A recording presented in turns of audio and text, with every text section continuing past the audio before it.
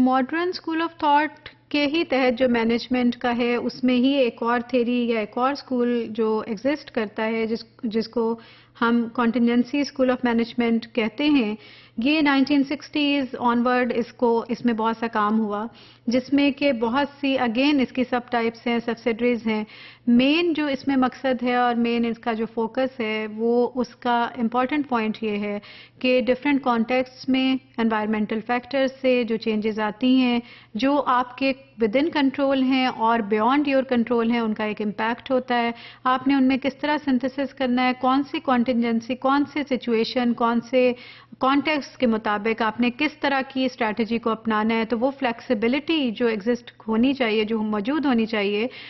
With in the scope and work and design of management, وہ ہمیں contingency school of management کے اندر نظر آتی ہے. اس میں ایک انڈسٹریل آرگنائزیشنل تھیری ہے, آرگنائزیشن تھیری ہے جو کہ تھیری اینڈ پریکٹس ہے.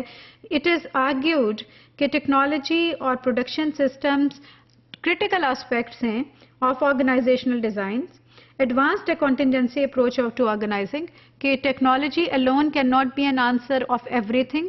Human resource without technology may not be so effective in this modern era where technology has become a necessity than a luxury. That was few years back that was the case, but now it is emerging as an important necessity جس کے بغیر کے رہنا ممکن نہیں ہے. اسی طرح سے ڈفرینٹ کانٹیکسٹ کو کس طرح سے اکٹھا لے کر چلنا ہے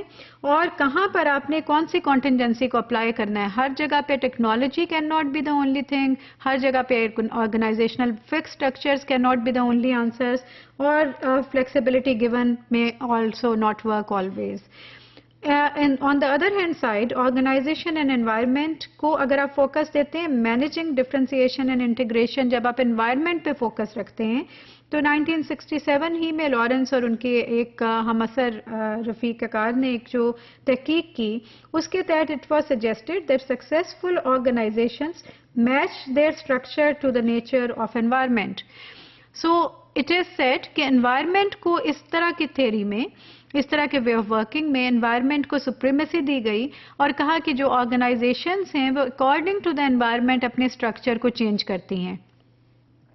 گویا کہ آرگنائزیشنل اسٹرکچر کی سپریمیسی اوور دا انوائرمنٹ نہیں ہے, اس میں انوائرمنٹ کی اس کا ایک اپر ہینڈ ہے اوور دا آرگنائزیشن کہ وہ رول کر رہا ہے کہ کس طرح سے آپ نے اسٹرکچر میں چینجز لے کر آنی ہے اور اس کے مطابق آپ نے اپنی کانٹینجنسی اس کے مطابق ری ڈیزائن کرنی ہے یا ماڈیفائی کرنی ہے. 1966 ہی میں کاز اینڈ کان نے ایک ریسرچ کی جو کہ دا سائیکالوجی آف آرگنائزیشنز کے نام سے پہچانی جاتی ہے. اس میں انہوں نے یہ کہا کہ ایک سنگل ٹائپ کی آرگنائزیشن کا جو کلچر ہوتا ہے سم ٹائمز اسی طرح کی ہی کلچر بہت سی آرگنائزیشنز میں دیکھنے کو ملتا ہے جن کی کہ ریفلیکشن ان کی مشن اسٹیٹمنٹ میں بھی آتی ہے جو کہ خاص طرح کی وے آف ورکنگ, خاص طرح کی مینجمنٹ کو انڈیکیشن کرتی ہے. You can easily identify those kind of organizations into different and make different categories of organizations based on their psychology of working اور psychology of management. For example, آپ کو ایسی organizations دیکھنے کو مل سکتی ہیں جس میں کہ CPD کا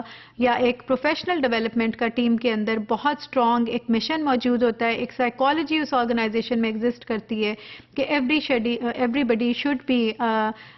lead learner, a keen learner within the organization, and the organizations may be called as learning organizations جو کہ itself ہر tier پر اس میں وہ prevalent ہوتا ہے, وہ ایک psychology, وہ ایک thought. So there are different kind of approaches or different kind of cultures, different kind of psychologies جو کہ across different آرگنائزیشنز آپ کو دیکھنے کو ملیں گی اور اس سے آپ اس کے مینجمنٹ کے سٹائل کو, اس کے وے آف ورکنگ کو آپ آئیڈینٹیفائی کر سکو گے کہ کس طرح کی, and then you can find out the contingency also کہ کس طرح کے سرکمسٹانسز سے یہ سائیکالوجی ایمرج ہو رہی ہے.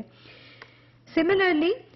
Theory of leadership effectiveness 1960s ہی میں اس پہ بھی کام ہوا. اس کے تحت یہ دیکھا جانے لگا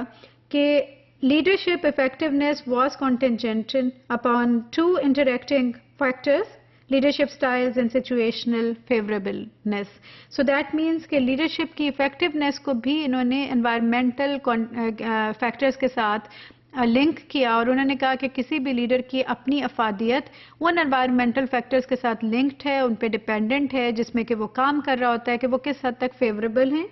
اور اس کا اپنا لیڈرشپ سٹائل وہ ان انوائرمنٹل فیکٹر کے تحت کتنا چینج کرتا ہے. سو کتنی فلیکسیبلٹی اس کے اپنے اندر بھی موجود ہے اس سٹائل کے